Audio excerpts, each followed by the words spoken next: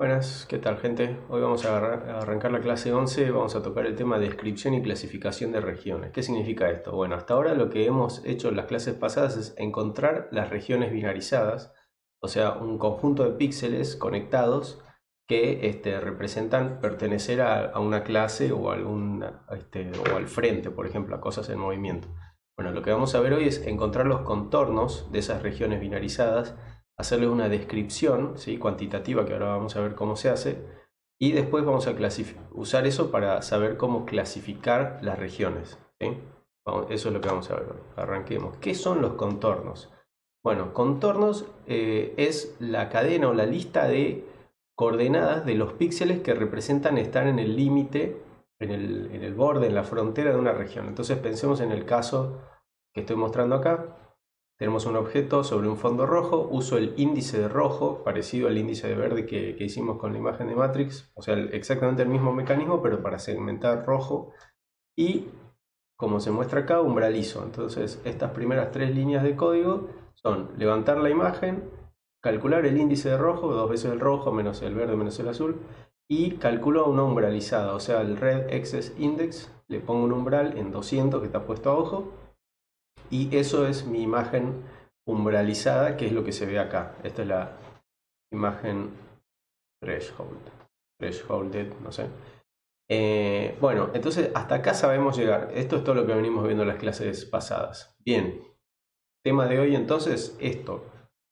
Find contours. Esta es la base de todo lo que vamos a ver hoy. Esta función lo que hace es toma una imagen binarizada, ¿sí?, que tiene ceros o 255, y nos devuelve contours y jerarquía. Jerarquía no le vamos a dar bola, pensemos en contornos, contours. Acá la estoy imprimiendo, entonces contours, ¿qué tiene? Es una lista, porque empieza con un corchete y termina con un corchete, que en este caso es una lista que tiene un solo elemento. Tiene un solo elemento porque hay un solo contorno que me está devolviendo. ¿Cuál? Y bueno, el del único objeto que hay en la imagen. Por eso en este caso contours es una lista con una sola cosa. Si hubiera más objetos, o sea, más blobs binarizados, entonces contours me devolvería varias cosas. Pero en este caso es una sola. ¿Y qué cosa me devuelve? Me devuelve un array que tiene estas coordenadas bidimensionales una después de la otra. Esta es la cadena de coordenadas, ¿sí?, de los píxeles que están en la frontera de la región binarizada. Entonces, como se puede mostrar acá, ¿sí?, son los píxeles que están atravesados por la línea verde. Son los que están justo en el borde, ¿sí?, en esta parte. ¿Dónde estamos mirando? Estamos mirando acá. Esta parte de la mano, ¿sí? Son los píxeles que están justo en el borde donde se termina la región binarizada. Entonces están puestos en orden, eso es importante también. Fíjese que empezamos en la coordenada 75,8. 75,8 es una coordenada que en Y tiene algo bajito, 8, o sea, está cerca de 0, o sea que es uno de los píxeles que están más arriba. Seguramente es un píxel que está por acá en la punta de la espada. Y 75 es la coordenada X, que tiene sentido, es más o menos a esta altura, ¿no? Recordemos que esto tiene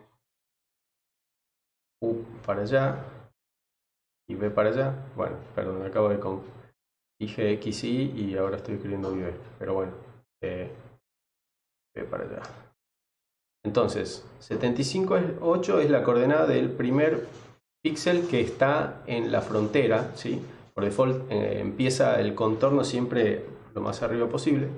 Y después el que le sigue es 75,9, o sea, de 75,8 pasamos al píxel que está al lado, 75,9.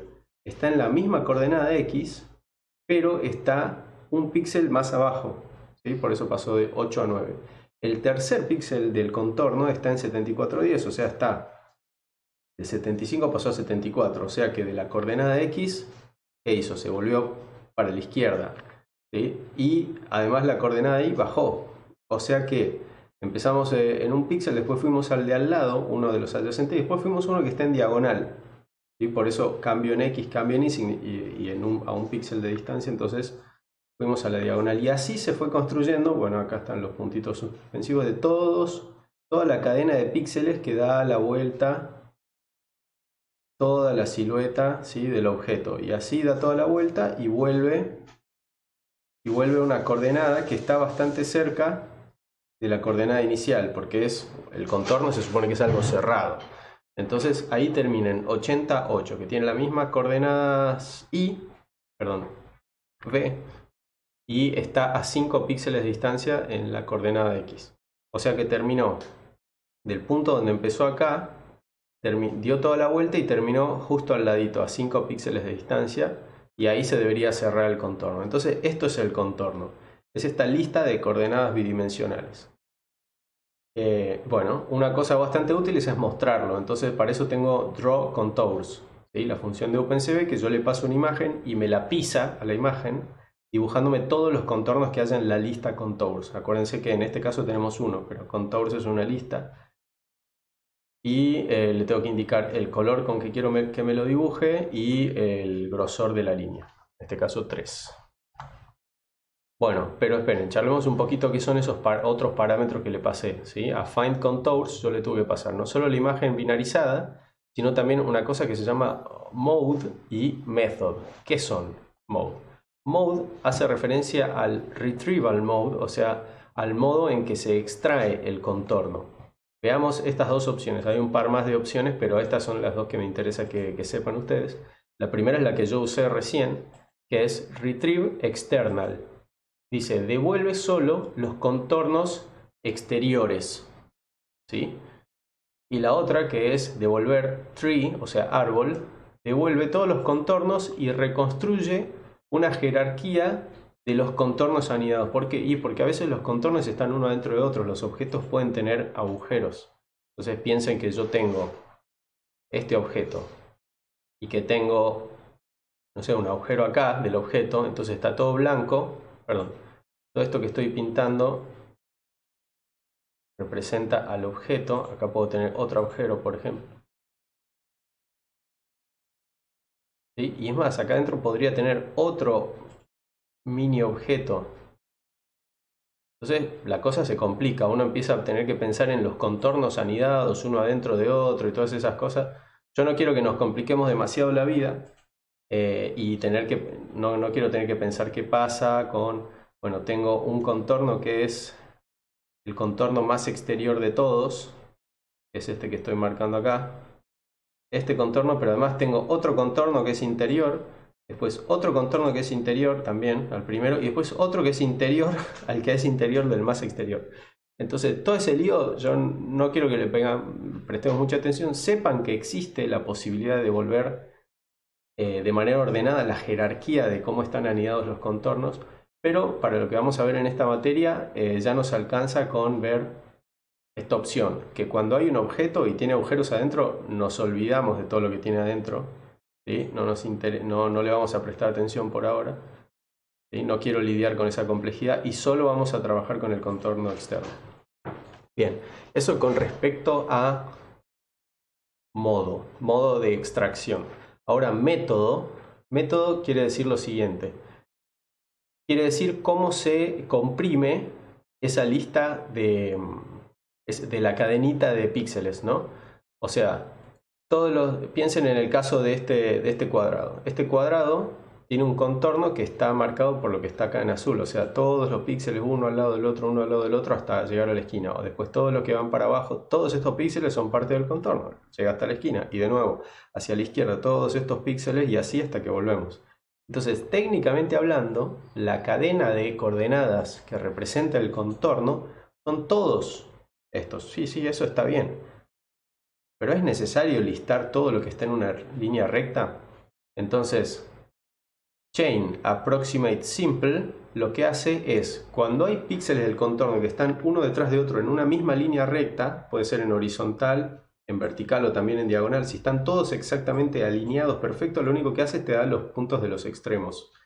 ¿Sí? Entonces, fíjense que con Approximate None, ¿sí? Obtenemos esto. Approx None, que es la lista de todos los píxeles de acá, que son 734 puntos. O sea, es un array de 734 coordenadas bidimensionales. No tiene nada de malo, está bien, es correcto. Ahora, con esta otra, Approx Simple, son solo 4, ¿no? Porque solo tiene que devolverme las 4 esquinas. El contorno queda perfectamente definido con estas 4 esquinas. Entonces, fíjense cómo se gana mucho ahorro de memoria, ¿sí? Salvo, a ver, en general yo les recomiendo usar esta aproximación simple, ¿sí?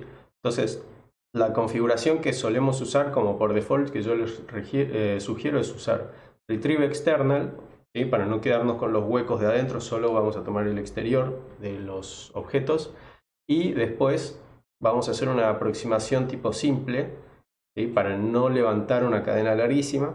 No pasa nada si usan la otra, solo sepan que hay unas ligeras diferencias entre ellas y la diferencia se refiere a esta definición que acabo de hacer. Después, con respecto a todo lo que viene después, creo que es indistinto. Bien, así que ya sabemos usar, ¿sí? La conclusión de esta diapositiva es que ya sabemos cómo usar Find Contours. Le tiramos una imagen binarizada, le ponemos los dos parámetros con estos valores y nos va a devolver la lista de los contornos. ¿Está bien? Y si es necesario, como les muestro acá, hacemos un Draw Contours para pisar sobre la imagen que le estamos dando acá los contornos que se han encontrado. Vamos a la parte de descripción. ¿Qué es esto de descripción? Entonces ya tenemos el contorno.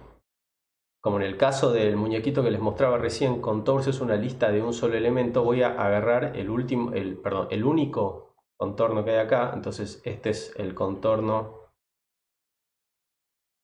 del muñeco. ¿Sí? Ahora esto es un array. Entonces vamos a calcularle los descriptores al array. No a la lista de contornos, sino a uno solo de ellos le voy a hacer todo un montón de cuentas.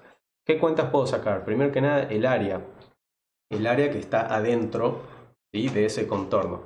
¿Se entiende? Me parece que no necesito dar mucha explicación. ¿Qué es el área? Es el conteo de todos los píxeles que son blancos en el objeto. Eso es todo.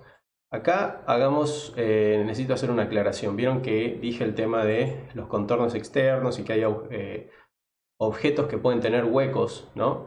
Piensen que si tenemos, de nuevo, un objeto así que tiene un huequito y yo conservo solo el contorno externo, ¿sí? Cuando yo calcule el área del contorno verde, va a ser como si estuviera todo lleno y no va a tomar en cuenta que tiene un hueco, ¿sí? Cuando yo solo me quedo con el contorno externo, pierdo la información de realmente qué hay adentro de ese objeto. Y si llega a haber huecos, lo perdí. De todos modos, para esta clase vamos a hacer de cuenta que los objetos no tienen agujeros, para no complicarnos la vida. Y vamos a trabajar solo con un contorno que está todo lleno adentro. Entonces, el área, que se calcula con CB Contour Area, es todo lo que está lleno dentro de ese contorno. Que para el caso de, por ejemplo, el objeto que yo usé recién, en este caso son todos los píxeles blancos del objeto, porque de la región segmentada, porque no tiene huecos esto.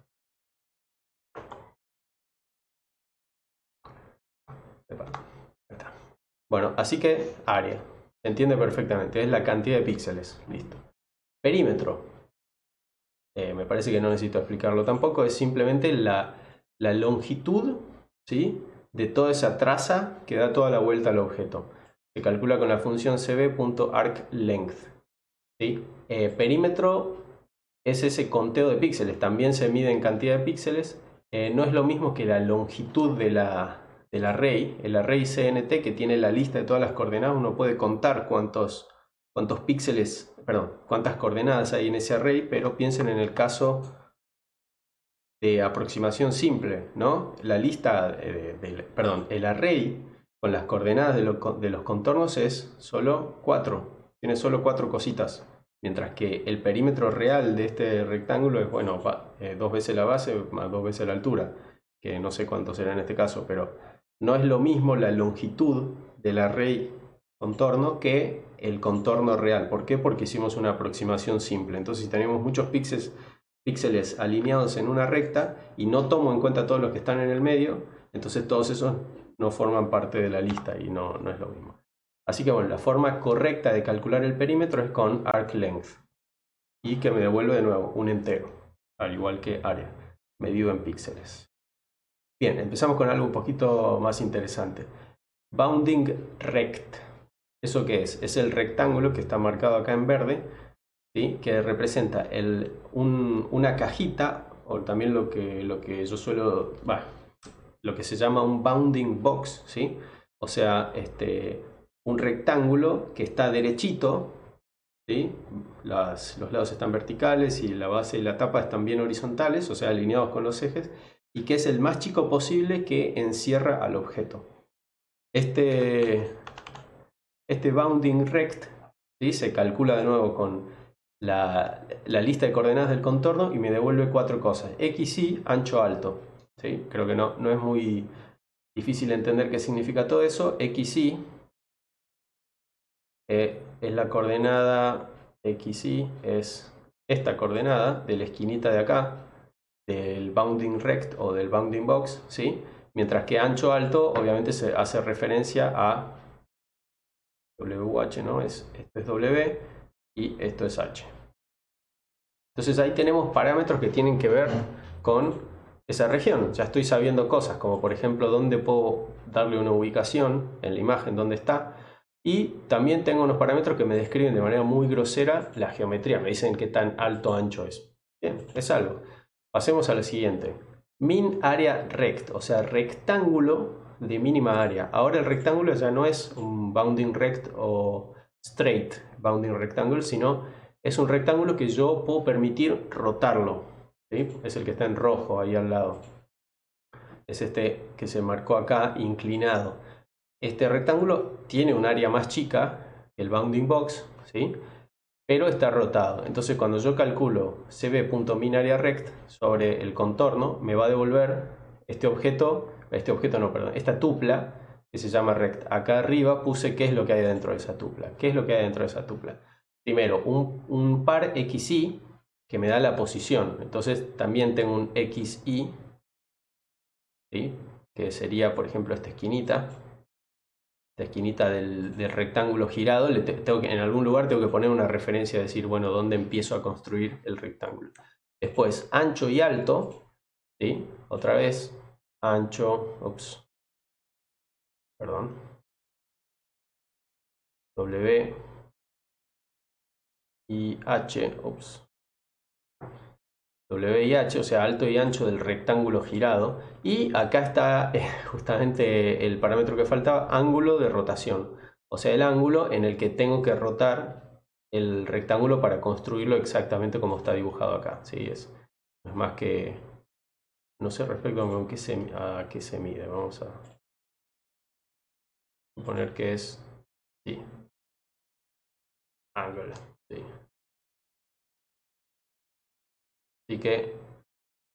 Así que entonces, ojo con la diferencia entre estos dos rectángulos. El bounding rect es útil para saber en qué ventana de la imagen está el objeto, ¿sí? Porque me da una posición y un alto ancho que me sirve para, si yo quiero hacer un crop de la imagen y sacar el objeto exactamente, entonces el bounding rect es bastante útil. Mientras que minAreaRect es un poco más representativo del tamaño real que tiene el objeto de alguna manera. Ya vamos a ver un poco más sobre eso. Bien, una cosita más. Min enclosing circle. ¿Sí? El círculo que encierra el objeto que sea más chico posible. En este caso, acá se lo puede ver, este círculo tiene un centro, ¿sí? Center, que está ahí, y además obviamente tiene un radio. El center tiene también coordenadas X, Y, y después el radio medido en píxeles. Entonces acá vemos cómo nos devuelve esas dos cosas. Primero una tupla con las coordenadas del centro y después un escalar que es el radio. Parecido es otra manera de cuantificar la posición y el tamaño, así muy groseramente, del objeto. No hay mucho más para decir. Vamos a una un poquito más complicada que se llama fit ellipse. ¿Sí? Si yo a fit ellipse le paso el contorno, lo que hace es devolverme una cosa que se llama ellipse. No nos compliquemos. Nos pasa algo que tiene adentro la misma estructura que el rectángulo de mínima área. ¿Sí? Esto tiene también un center XY, después tiene ancho alto de la elipse y un ángulo de rotación. Eso es lo que está dentro de la variable elipse, o sea, nos devuelve todo como una tupla. Yo acá le estoy llamando elipse, pero es una tupla llena de estas cosas que estoy diciendo. Entonces nos devuelve, primero que nada, básicamente nos devuelve como si fuera el rectángulo de mínima área de la elipse. A ver dónde tengo líneas rectas para hacer acá.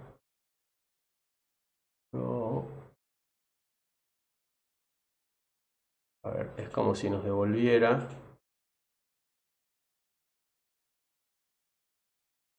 Ah, pero este tiene un snapping que me molesta. Bueno. No. Volver al lápiz. No. Dale. Ahí está. Bueno, permiso, voy a intentar hacerlo. No. Bueno. Es como si me devolviera. La función de elipse lo que hace es ajusta una elipse, que es lo que se muestra en verde, pitea una elipse que se aproxima lo más posible al contorno del objeto, y de esa elipse lo que nos devuelve es los mismos parámetros que del min area rect, o sea, nos devuelve una posición, un XY, ¿sí? Es como que encierra la elipse en un rectangulito y nos devuelve el XY, el ancho, el alto y después el ángulo. Y después el alfa de rotación del rectangulito que está asociado a la elipse, ¿sí? ¿Qué tiene diferente hacer entonces un fit ellipse con un min area rect? Y bueno, que el min area rect es mucho más susceptible a puntitas. Si el objeto tiene una puntita que sobresale pero es chiquita y finita, bueno, el min area rect se tiene que expandir para tomarlo en cuenta sí o sí. Mientras que fit ellipse es un poquito más robusto a eso, y si hay pequeños ruidos en el borde del objeto y de repente hay una punta muy afilada y chiquita que sale por un lado, el fit ellipse, bueno, no es tan susceptible a esas puntitas, ¿sí? Bueno, acá estoy mostrando entonces lo que da esos parámetros usando el objeto que estoy mostrando acá, el del muñequito, ¿sí? Entonces el área del muñequito son 12.000 píxeles, tiene un perímetro de 1300 píxeles, el rectángulo bounding box tiene estas coordenadas XY, 84, 139, y de ancho alto tiene 163, 264. El rectángulo de mínima área está posicionado en 80, 138, eso es el XY, ¿sí? O sea, si yo quiero dibujar el rectángulo de mínima área, tengo que poner ahí la esquinita, y después el alto ancho es 228, 148, eso es el WH. Comparemos este WH con este de acá. 163, 264 y acá media 228, 148. Fíjense que nos da más chico, por supuesto, ¿no? Siempre nos da más chico poner un rectángulo que tenga la capacidad de girarse y achicarse un poquito más. Entonces, este 228 es más chico que el 264 y este 148 es más chico que el 163. O sea, obtuvimos un rectangulito un poco más chico. Finalmente, el ángulo en grados, no está en radianes, con que hay que girar ese rectangulito. Ahora el tema del el círculo. El círculo tiene centro 84, 139 y el radio del círculo es 131. Es el círculo que encierra completamente el objeto.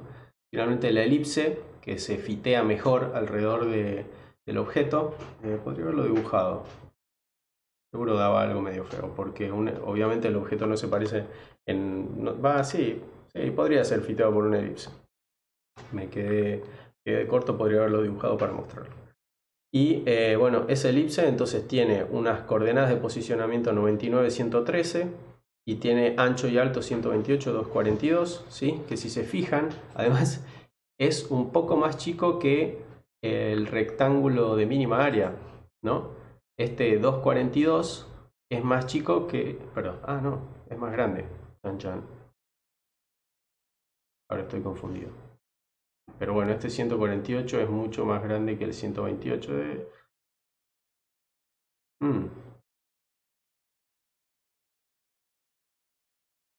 Claro, bueno, piensen en esto. La elipse, como tiene que hacer toda una curva, ¿no? Que va y viene, a veces se sale un poco de los contornos del min area recta. Ok, entonces no está bien decir que la elipse siempre es más chica que el rectángulo de mínima área. No está bien decir que es más chico o más grande. Lo que sí, de nuevo, es un poquito más robusta a que por ahí uno detecte un poco mal el contorno. Si el contorno se detecta con un poco de ruido, qué sé yo, y el elipse no va a cambiar tanto, mientras que el rectángulo que lo encierra sí, porque sí o sí se tiene que expandir la cantidad de píxeles que haya sido ese ruido para englobar bien la región binarizada. Así que bueno, tenemos todos estos descriptores. área, perímetro, posición ancho alto del bounding rect, después posición ancho alto ángulo del rectángulo de mínima área, posición y radio del círculo más chico que lo pueden cerrar y posición ancho alto y ángulo de la elipse que fitea ese contorno. Bien, todas esas son descripciones del contorno. Pero hay un problema. ¿Qué pasa si en realidad ese objeto yo lo encuentro un poquito cambiado? ¿Qué hago? ¿Digo que es el mismo objeto o que es un objeto distinto? Lo más razonable es decir, si está exactamente igual esa región, pero solo está, por ejemplo, movida, es el mismo objeto. No le voy a echar la culpa de ese movimiento a decir, no, es un objeto totalmente distinto. Por ejemplo, se me movió la cámara, pero lo que estoy viendo sigue siendo lo mismo que veía antes que se mueva. Entonces, está el concepto de que tiene que haber una invarianza. O sea, los descriptores tienen que poderme caracterizar ese objeto más allá de que la observación cambie, pero yo sé que el objeto es el mismo. Entonces, por ejemplo, una transformación que hay que tomar en cuenta es la traslación, es la más básica.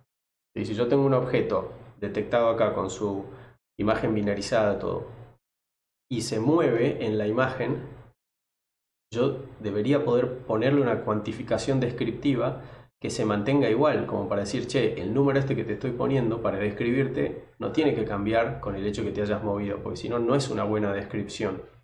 ¿Sí? Entonces, la traslación, ¿no? ¿Qué me rompe o qué me arruina la traslación respecto a todos estos descriptores que acabamos de decir? Y bueno, claramente la posición. ¿Sí? Todos los numeritos que yo saqué hace un rato, que tienen que ver con la posición de algo, el centroide, la esquinita del rectángulo, ¿sí? Eso se arruinan. Entonces la posición de los bounding boxes y el centro del círculo no son invariantes ante la transformación de traslación. ¿Sí? Esa es la expresión que hay que usar. Que ciertos descriptores sean o no invariantes a una cierta transformación. Lo que buscamos es que los descriptores sean invariantes, ¿sí? Ante ciertas transformaciones comunes, que es normal encontrarse en el procesamiento de imágenes, pero que sabemos que de fondo sigue habiendo el mismo objeto, por más que en la imagen se haya visto una de estas transformaciones. ¿Y cuáles son? Bueno, primero la traslación, que es la que acabo de decir. Rotación, si se gira la cámara, por ejemplo, ¿no? El objeto se va a ver girado, pero no es culpa del objeto, el objeto sigue siendo el mismo. Lo mismo el cambio de escala, si la cámara se acerca o se aleja, no tengo por qué decir que el objeto cambió en su identidad. Entonces uno busca invarianza ante estas tres transformaciones. La transformación de traslación, la de rotación y la de cambio de escala. Son las más importantes en general. Hay otras, pero estas son las más elementales. Entonces la transformación de rotación, ¿sí? Tener el objeto y girarlo. De todos estos descriptores que dije hace un rato, ¿cuáles se arruinan o cuáles quedan sin efecto cuando yo roto el objeto? Y bueno, primero que nada, el ángulo del min área rect y elipse, ¿sí? Los dos ángulos, ya sea el del rectangulito de mínima área o de la elipse fiteada, esos dos, y ya no me son representativos del objeto. No puede ser que cambie el ángulo y no puedo usar el ángulo para saber qué objeto es, no es una buena descripción. Pero, y también está esta, ancho y alto del bounding rect, o sea, del rectángulo derecho, el que está en verde acá. Si yo giro el objeto, de repente ese bounding rect, ¿sí? Va a cambiar, porque el objeto no tiene las mismas dimensiones en todas sus direcciones. Entonces, el alto y ancho del bounding rect no son buenos descriptores y no son invariantes ante la rotación. ¿Sí? Entonces, estos de acá no son invariantes ante la rotación. Última transformación, cambio de escala. Que de todos los descriptores que estuvimos mirando acá arriba, ¿sí? Se arruinan o dejan de ser útiles cuando yo achico o agrando el objeto. Bueno, primero que nada, el área y el perímetro. Claramente, si yo al objeto lo hago más grande, va a tener más área. Bastante obvio, ¿no? El perímetro, si lo hago más grande, también va a tener un contorno más largo, nada más, por el solo hecho de, bueno, ser más grande. Y después, por supuesto, ancho y alto de los bounding boxes, de los dos tipos de bounding boxes, y también del elipse, el radio del círculo. Así que el cambio de escala suele ser la transformación más molesta a la hora de buscar invarianza. La conclusión de todo esto es que estos descriptores que yo les acabo de mostrar recién son bastante elementales, simples, son como una cuantificación cruda de la geometría, de la forma, de la región, ¿no? De la región binarizada. Lo que nosotros necesitamos son descriptores que sean invariantes ante estas tres transformaciones. Y en general todos estos que describí recién no son invariantes. Entonces hay que hacer algo más. Pensemos un poco, les voy a plantear, a ver, el tema del cambio de escala, leyes de escala. Vamos a hacer un paréntesis antes de directamente dar lo que viene en la diapositiva después. Razonemos entonces, si yo tengo un objeto, vamos a hacer un objeto así. Ahí. ¿Para qué hago esto si tengo la herramienta del rectangulito? Ahora sí quiero dibujar rectángulos. Bueno, un objeto rectangular, ¿sí? Que tiene de base A y de altura B. ¿Qué área tiene? Área es A por B, peps, no, por B. Y perímetro es 2A más 2B. ¿Sí? O sea, el perímetro es sumar este lado más este lado más este lado más este lado, y el área es base por altura. ¿Listo? Rectángulo, lo más elemental del universo. Pero ahora vamos a agarrar este objeto y lo vamos a multiplicar en su escala por K. ¿Qué significa esto? Significa que ahora voy a tener el mismo objeto, pero aumentado K veces. ¿Sí?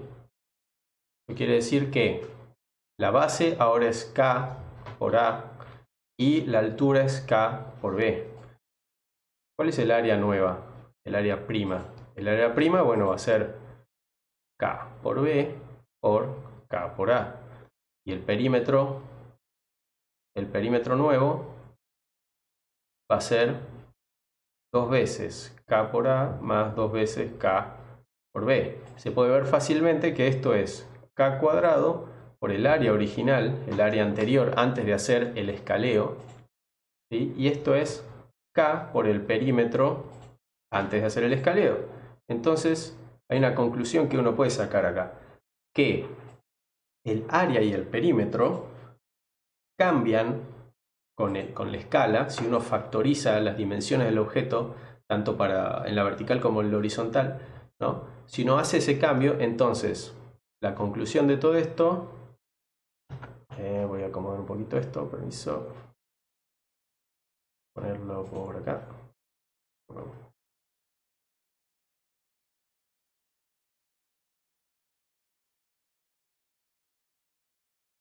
Bueno, la conclusión de todo esto, la conclusión es que el área es proporcional a la escala al cuadrado. Aumenta con el cuadrado del factor que me agrande o me achique el objeto, mientras que el perímetro es proporcional a el factor de escala a la 1. ¿Sí? Bien. Entonces, esto ya nos da una pauta de cómo podemos agarrar y cambiar estos descriptores para que ya no tengan un cambio, ¿sí?, ante la escala. ¿Qué sería ideal? Que la dependencia de los descriptores, idealmente yo quiero que el descriptor sea proporcional a K a la 0.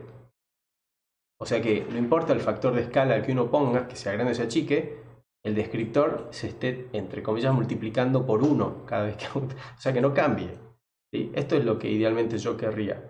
¿Y cómo puedo agarrar y usar estos descriptores, que ya los tengo? Estos son los descriptores crudos básicos, para construir descriptores nuevos, que ya no son área y perímetro, pero están derivados del área y el perímetro, se calculan gracias al área y al perímetro, pero que su proporcionalidad con respecto al cambio de escala sea K a la 0. ¿Sí? Bueno, los nuevos descriptores, que ahora queremos que sean invariantes, por ejemplo, ante la escala, traslación y rotación, primero que nada vamos a sacarlos de posición y ángulo. Posición y ángulo son los más molestos, porque cambian de manera muy arbitraria con respecto a dónde está en la imagen, entonces todos esos los sacamos. Y vamos a quedarnos con todos los demás. ¿Cuáles quedaban? A ver, vamos a hacer un repaso rápido. Si no son ángulo y posición, nos queda el área, el perímetro, ancho y alto de cualquiera de los rectángulos o del elipse y también radio del círculo. Eso nos queda, no nos queda tanto, pero vamos a ver qué podemos hacer con eso. Entonces tengo descartar los descriptores de posición y ángulo. Ok, entonces ¿qué me queda? Me queda área, perímetro, ancho, W y H. W y H del min área rect, ¿sí? No del bounding, del straight bounding box, porque ese sí depende de la rotación y es muy difícil y no tengo una manera de corregirlo para que ya no sea. O en todo caso, del rectángulo, ¿no? Del bounding box que encierra el objeto, para corregirlo y que sea invariante ante la rotación, básicamente es convertirlo en el rectángulo de mínima área que puede rotar. O sea que directamente nos quedamos con este. Y me está faltando algo. Ah, y radio del círculo. Bien, básicamente hemos descartado un montón de todas las cositas que teníamos, pero epa, estamos quedándonos con esto. Y una manera de hacer que estas cosas sean invariantes ante la escala, que es el descriptor un poquito más molesto, la transformación un poquito más molesta, es, por ejemplo, hacer un descriptor nuevo. Voy a llamarle new, ¿no? En base a estos, vamos a hacer el nuevo, que sea, por ejemplo, área dividido algo. El área, o sea, la parte de acá arriba, ya sabemos que va con k cuadrado. Y yo debería poner algo acá abajo, tal que acá abajo también sea acá, proporcional a k cuadrado, de modo que se me cancelen. Entonces ese es el razonamiento que queremos hacer. Por ejemplo, área dividido, ¿y qué puedo poner acá que sea k cuadrado? Y bueno, puedo agarrar y combinar los anteriores que sean... que me dé un k cuadrado ahí de una proporcionalidad de la escala. Por ejemplo, perímetro al cuadrado. Oh, qué interesante. Así se define la... Ay, no me acuerdo la definición. Permiso, ¿eh? Tengo que saltar. Ahí está. Bien. Así se define la circularidad, ¿sí? Se define haciendo básicamente este razonamiento. Que yo hago un cociente de dos cosas tal que el numerador y el denominador tengan la misma proporcionalidad ante el cambio de escala. Entonces se me cancela porque uno está multiplicando y otro dividiendo.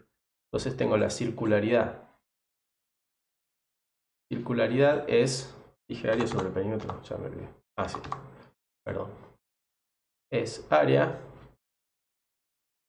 sobre perímetro cuadrado. ¿Por qué se llama circularidad esto?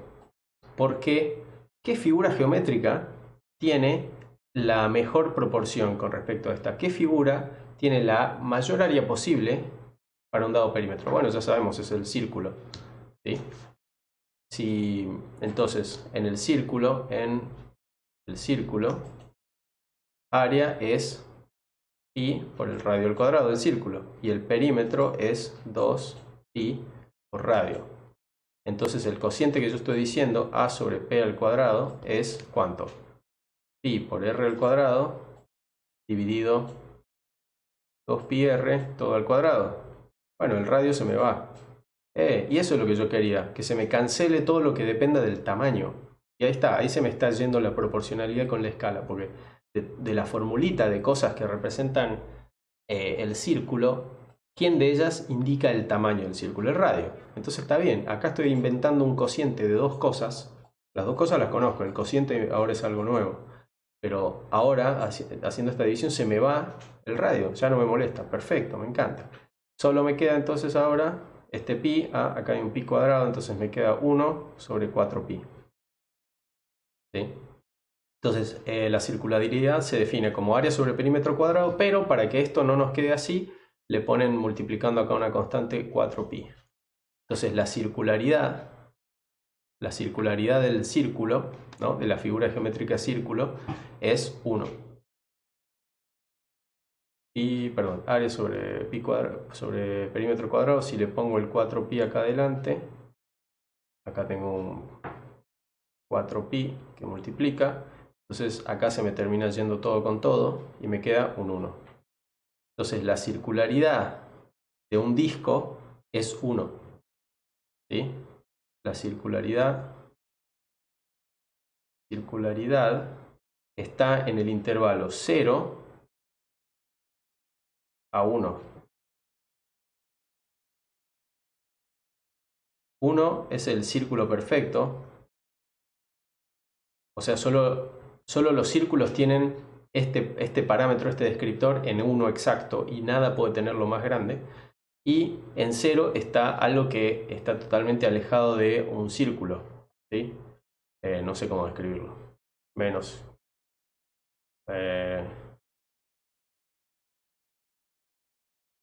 ¿Qué puede tener circularidad totalmente 0? Bueno, algo que tenga área 0 y que tenga un perímetro y de área 0. O sea, es una cosa medio degenerada. O sea, una figura de área 0 pero que tenga una cierta longitud, por ejemplo. ¿Sí? Una figura degenerada.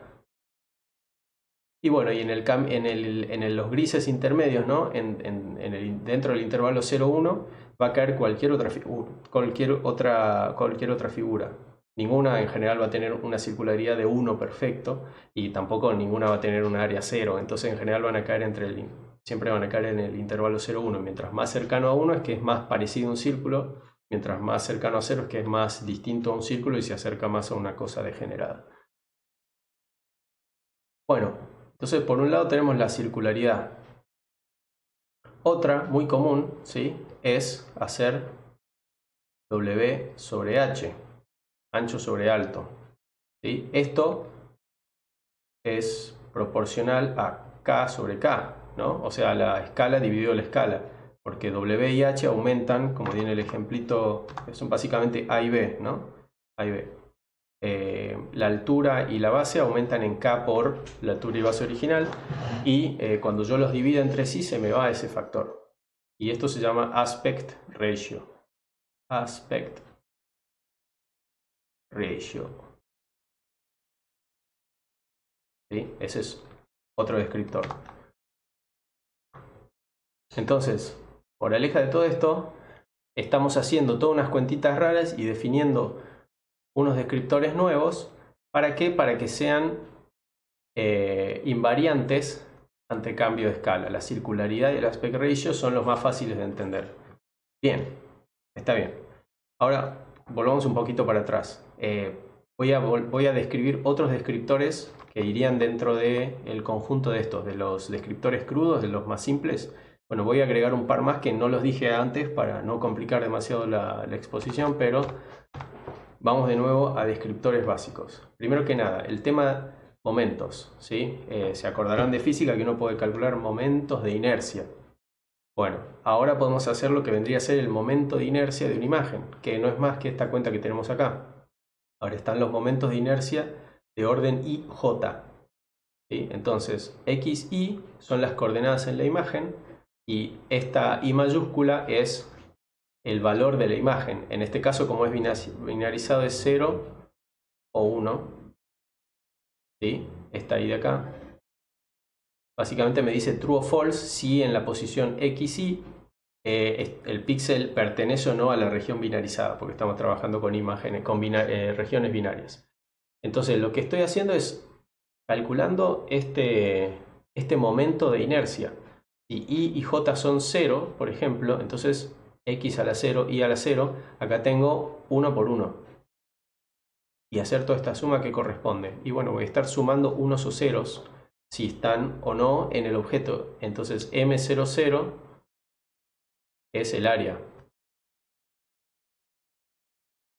Y después M10 es el centroide. Es el centroide, es la coordenada X del centroide. M01 va a ser la coordenada Y del centroide. Bueno, no lo voy a explicar demasiado, calculo que esto ustedes lo tienen que poder entender y saber lo que son los momentos. Si esto, digamos, es algo básico de física. Y bueno, si les parece chino básico, vayan a Wikipedia. Bien, entonces, raw moments, momentos crudos, son simplemente hacer esta cuenta. El problema de esta cuenta es que tiene el X y el Y crudos también, o sea, es la posición del píxel. ¿Y qué tiene de malo esto? Y bueno, que principalmente se me rompe la invariancia de traslación, ¿no? Si el mismo objeto está desplazado en x, y para algún lado en la imagen, bueno, ya voy a tener momentos muy distintos, ¿sí? Excepto el del área, porque es x a la 0 y a la 0.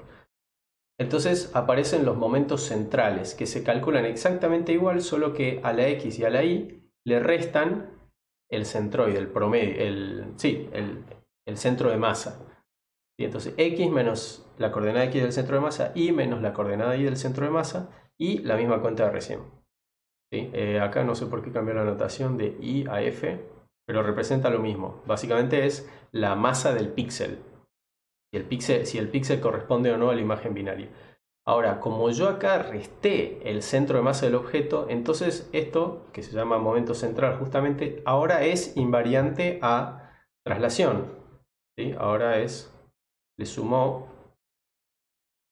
invariante a traslación. Bien, es algo bueno. Ahora sí tengo el mismo objeto movido en la imagen para un lugar y para otro, lo que sea.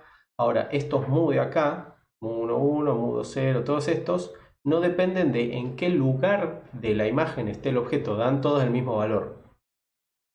Pero, ¿qué pasa? Falta la invariancia a la escala. Si el objeto se achica o se agranda, ahora este cálculo de masa me da distinto. ¿Sí? Estoy calculando cómo está distribuida la masa.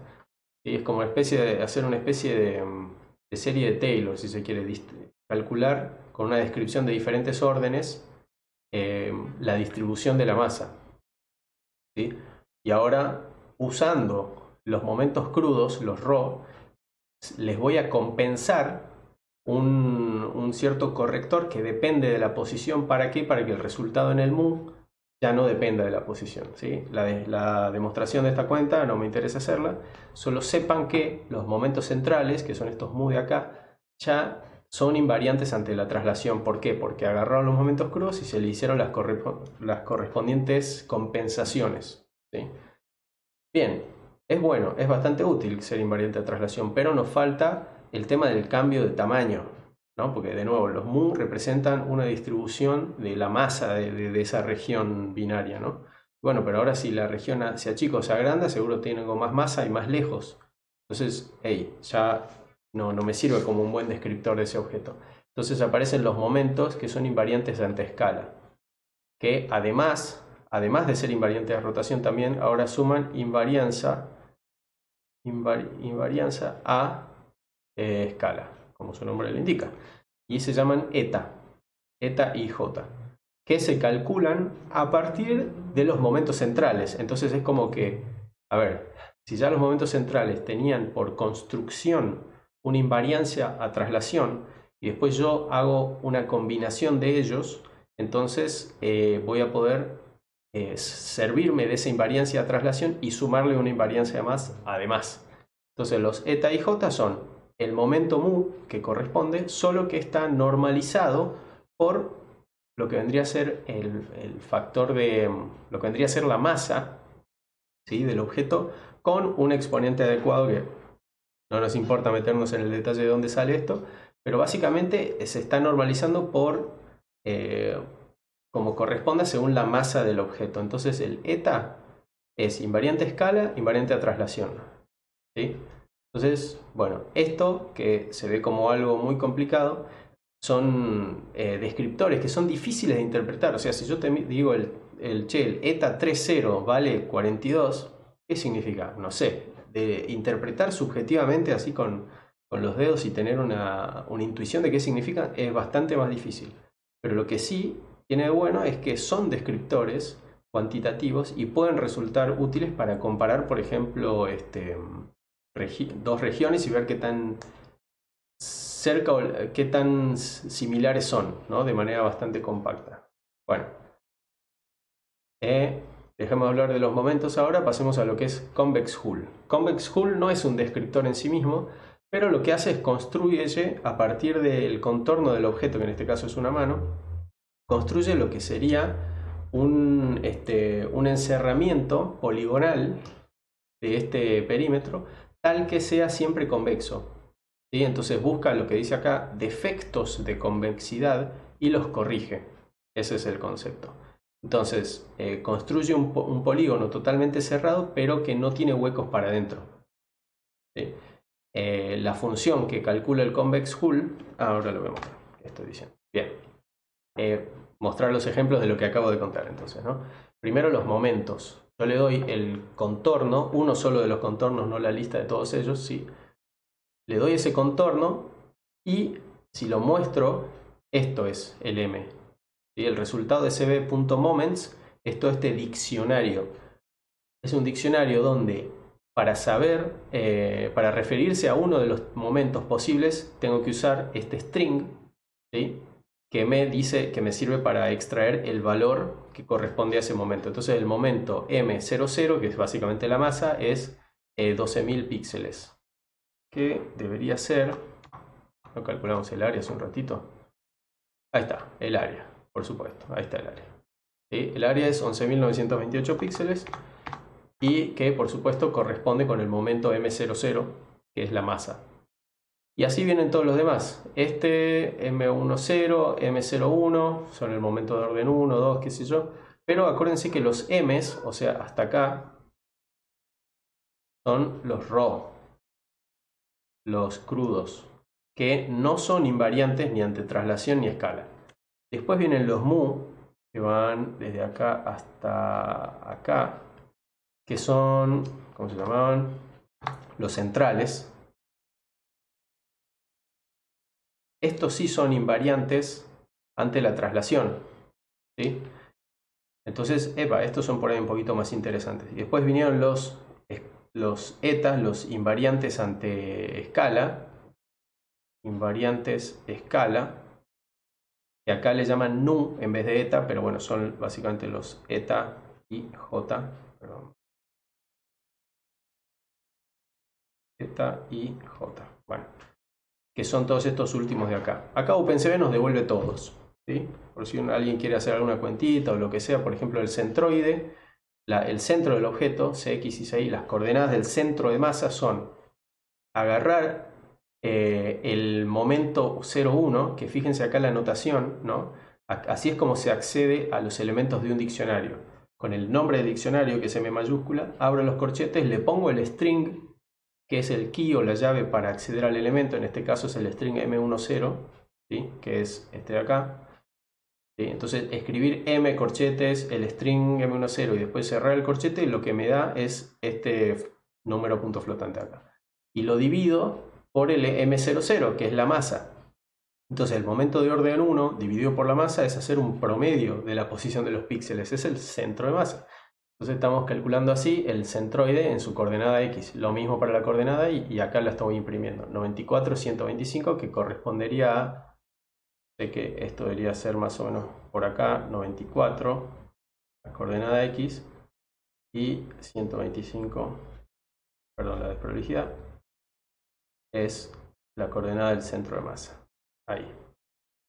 ¿Sí? Entonces ahí calculé el centro de masa. Bien. Eso con respecto entonces a los momentos. OpenCV nos da ya todos estos momentos, que son la primera parte de los crudos, que no son invariantes ni ante traslación ni escala. Después vienen los momentos centrales que tienen invarianza de traslación y después los momentos invariantes escala, que bueno, ya todo lo demás. Y finalmente lo que les muestro es el convex hull. ¿Sí? Con la función cb.convex hull, si yo le paso el contorno, obtengo algo que acá lo estoy guardando en hull. ¿Qué es hull? Bueno, la variable esa no es más que un array que tiene toda una lista de coordenadas. Esas coordenadas que son, y son como una especie de contorno nuevo.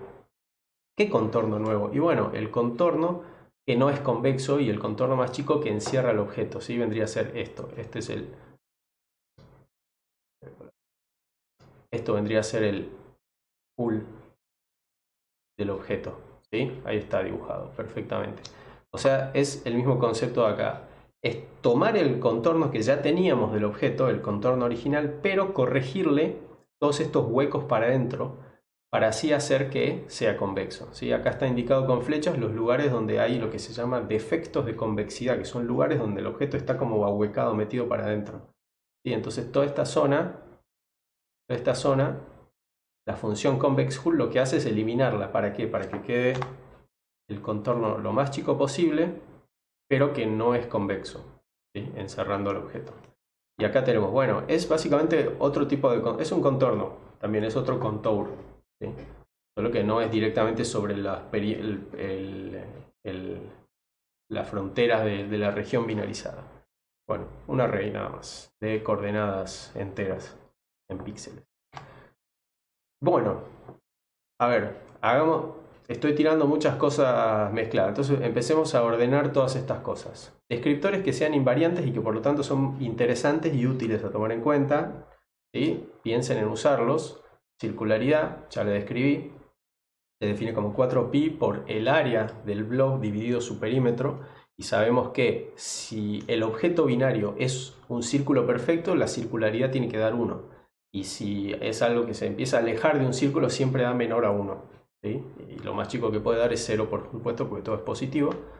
Entonces circularidad es un descriptor bastante útil y muy simple de calcular. Aspect ratio es el ancho sobre el alto. Acá OpenCV lo define, bueno, en general se lo toma como el ancho y el alto del rectángulo derecho, del straight, ¿sí? Del bounding box. Pero yo les sugeriría a ustedes usar no el del bounding box, sino del min area rect. Min area rect. Si ustedes hacen el ancho y el alto del rectángulo rotado, entonces este aspect ratio, como se calculó gracias al rectángulo rotado, va a heredar del rectángulo rotado su invarianza a rotación. Y además le agrega la invarianza a escala.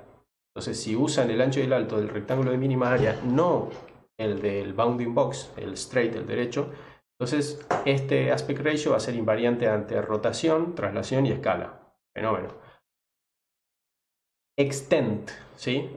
No sé cómo se traduce esto, extensión, supongo, es el cociente de el área del objeto dividido el área del bounding rectangle. De nuevo, yo sugiero el rotated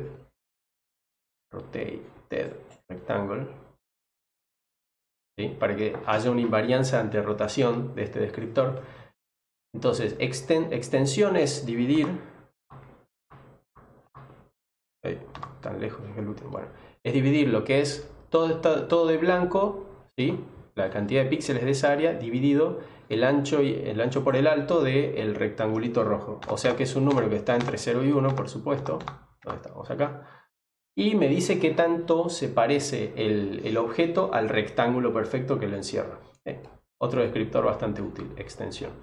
Solidez es bastante parecida porque es el área del objeto, acá le ponen object area, acá contour area, pero es lo mismo, dividido el área del convex hull, o sea, divido el área encerrada por lo verde sobre el área encerrada por lo azul. De nuevo, otro descriptor que está entre 0 y 1, bastante útil.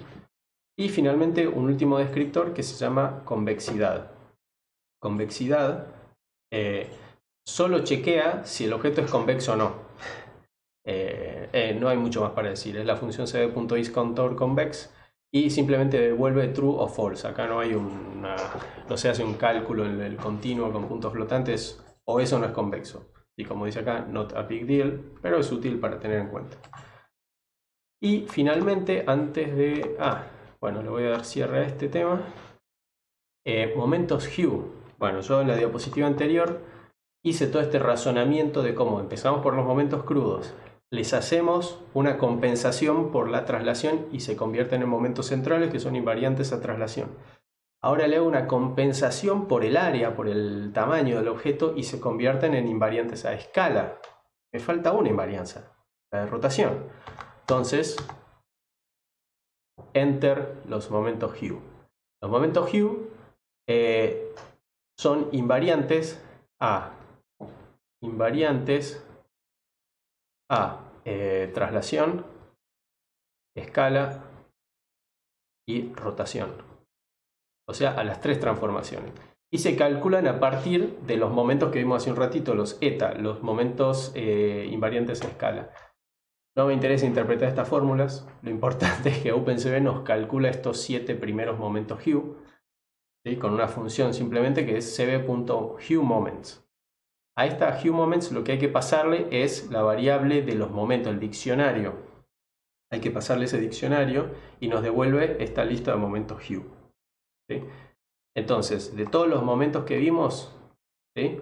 Si uno quiere describir al objeto, lo más razonable, lo más invariante es usar los momentos hue. ¿Okay? De nuevo, son números difíciles de interpretar con el ojo humano, de darles así una interpretación conceptual, pero son útiles cuando uno por ahí quiera cuantificar qué tanto se parecen dos formas, por ejemplo. Resumen de toda esta cuestión de los descriptores e invarianza. Esta tabla. ¿Qué me dice esta tabla? Acá yo hice una lista de los descriptores que estuvimos viendo en todo este rato y marqué quiénes son invariantes a traslación, rotación y cambio de escala. Empecemos por el centro o posición. Es invariante a traslación y no, justamente es que representa a dónde está trasladado el objeto, así que no es invariante a traslación el centro o posición. Sí lo es ante rotación o cambio de escala, o sea, el objeto rota o sea grande o sea chica, el centro es el mismo. Entonces, ahí sí es invariante. Bueno, ancho y alto del bounding box es invariante a traslación, pero no a rotación y escala, por las cosas que ya vimos. O sea, si el objeto se gira, seguro el cuadradito que lo encierra va a cambiar un poquito y después el cambio de escala ni hablar. O sea, queda, se entiende, es obvio. El área es invariante a traslación y rotación, sí, pero no al cambio de escala. Si yo achico o agrando el objeto, tengo más área. Lo mismo el perímetro. Y ancho y alto de la elipse o el rectángulo rotado. Ese es un poco más interesante porque es invariante a rotación, no como el del bounding box, pero sigue siendo susceptible a los cambios de tamaño del objeto. Y me queda, a ver, radio del círculo también no es invariante a cambio de escala. Si agrando chico el objeto, el círculo que lo encierra se agranda se achica, pero sí es invariante a traslación y rotación. Aspect ratio, epa, acá nos encontramos con uno que ya cumple con todas, ¿no? Esta y esta, perfecto. Aspect ratio es un buen descriptor porque es invariante a traslación, rotación y cambio de escala. Circularidad, también como lo discutimos, es un muy buen descriptor porque no cambia con ninguna de las tres transformaciones. Extensión y solidez, lo mismo. Convexidad es un true o false, ¿sí? Que solo depende de la topología, si se quiere, entonces no importa ni a dónde está, ni si está rotado, ni qué tamaño tiene. Y finalmente los momentos hue, que como dijimos, se construyeron justamente a propósito para ser invariantes hasta estas tres cosas.